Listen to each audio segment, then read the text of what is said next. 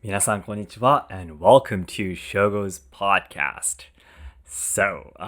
Just by taking a look at the thumbnail and the title, I'm pretty sure you know what I'm going to be talking about. A lot of famous YouTubers who are in Japan are often talking about Japanese culture and such, mentioned about this, like Abroad in Japan or Joey the Anime Man and such. But they talked about the Japanese government encouraging young people in Japan to drink more alcohol to help the economy. I guess I was wondering I was thinking of maybe making YouTube shorts about this and such, but I just thought it was too crazy and I thought I'd just be very angry about it. So I thought making a podcast video and talking to my closest friends who are you guys about this topic. And well, first of all, there's nothing more to explain about it. It's just simply very ridiculous, and it's one of those very crazy things that Japanese people start to do, or not Japanese people, Japanese government start to do.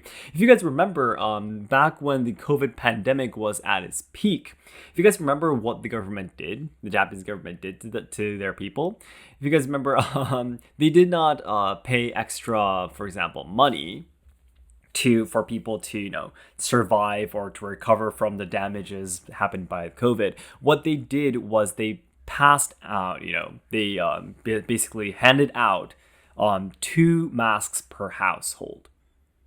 2 masks per household. No. It's not money. It's not financially helping them out. It's not helping them out by creating a new system. More, what should I say? Any some kind of insurance or no. They gathered tons of taxes, and what they did was they handed out 2 masks per household. 2 masks per household. Seriously, I'm very serious about it. It wasn't 2 masks per person. No, it was per household. What if that household had more than 2 people? You live with it. What if your household is just one person? If you're on your own, you simply get 2 masks. And what's crazy is the design of the masks were so terrible that I have never ever seen anyone wearing them before. I have seen on the social media that some people were wearing it, and the people who were wearing it actually have had their pictures taken of and posted on social media. That is how rare people wore those masks, because the design was just so terrible. It was like one square piece of cloth, and like it was like, why do we need to put this on, kind of thing.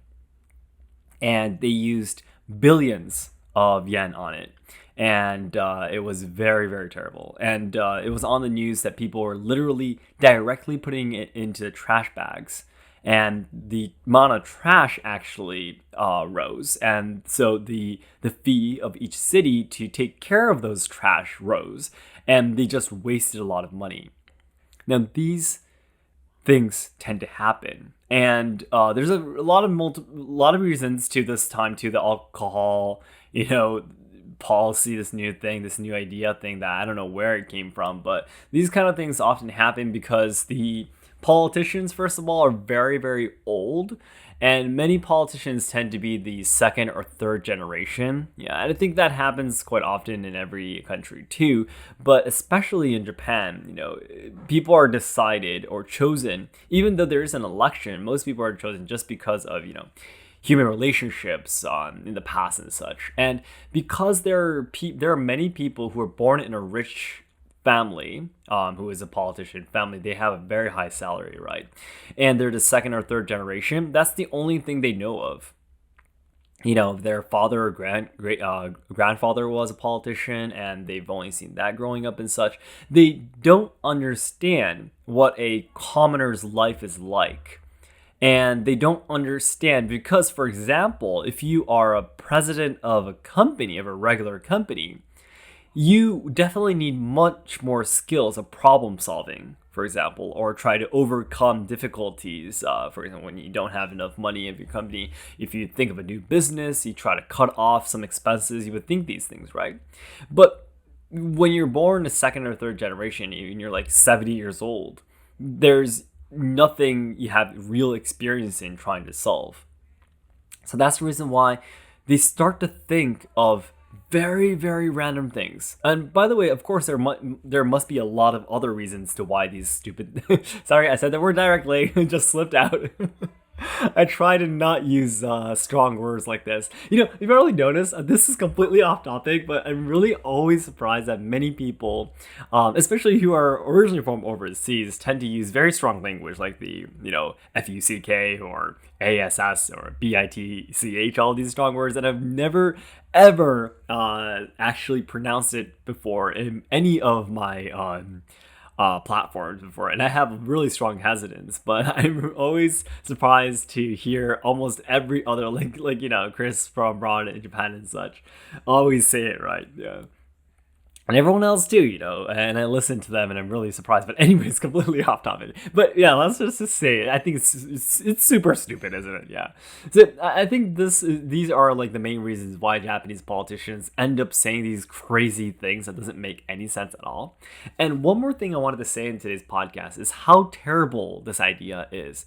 Of course, trying to force the younger generations in Japan, especially in the shrinking population, I probably will be posting a video. Maybe it's already out. Maybe it will be in a few days when you're listening to this podcast. But anyways, the shrinking population of Japan is a major social problem. It's like the root of all problems in Japan.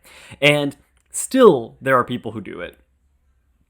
And do these kind of crazy things that are cornering the younger generations, and trying to make your younger people who are like the very main working population alcoholic is like just crazy, just simply very crazy.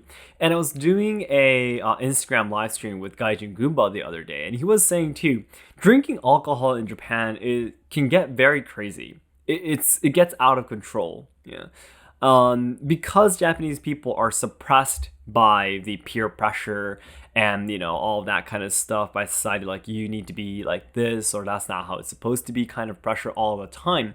Whenever they do the drinking, like the enkai or the nomikai we often talk about, and all of the etiquettes, for the nomikai and everything too, people drink until they go crazy in Japan, literally. They, especially like the second party is called Nijikai. We posted a react video talking about the enkai, right, of Namikibashi's video. But they seriously go crazy. They do very embarrassing things. But that's like the only way, especially for the older generations today, for them to release their stress that they are, under all the time.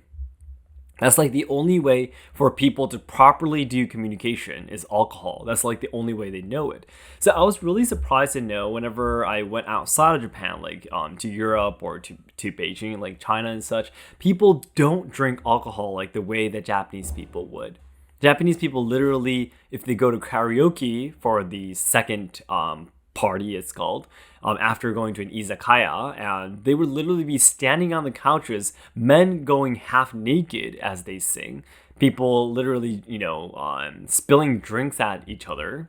And these kind of things happen as they all laugh and go crazy. And Gaijin Goomba, Michael is saying that he saw this when he was an ALT, an English teacher in Japan, and he thought it was just really scary. All those, on the surface looking polite and quiet Japanese people going so crazy at the nomikai, and noticing that Japanese people deep down have all of those craziness hidden within them, and it explodes with alcohol because they're suppressing it all the time.